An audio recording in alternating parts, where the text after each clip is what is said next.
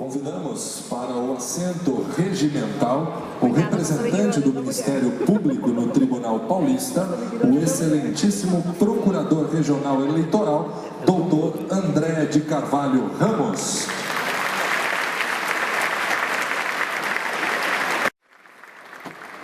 Convidamos para a mesa de honra o excelentíssimo senhor governador do estado de São Paulo, Geraldo Alckmin.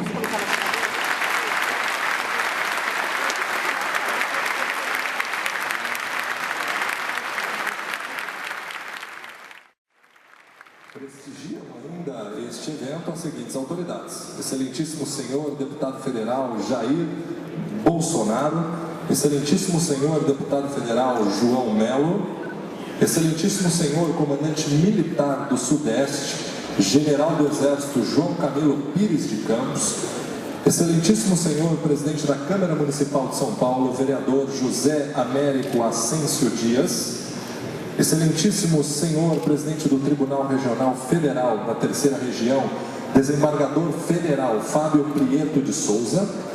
excelentíssimo senhor procurador-geral da Justiça, doutor Márcio Fernando Elias Rosa,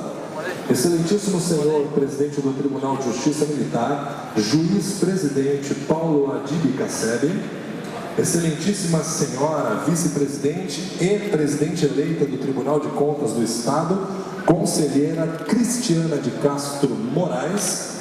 excelentíssimo senhor ex-presidente do TRE São Paulo, desembargador Alceu Penteado Navarro. Saudamos todos os secretários de estados presentes, nas pessoas da secretária de Estado da Justiça e Defesa da Cidadania, doutora Heloísa de Souza Arruda, e do secretário de Cultura, Marcelo Matos Araújo. O excelentíssimo senhor presidente da Ordem dos Advogados do Brasil, seção São Paulo, Marcos da Costa.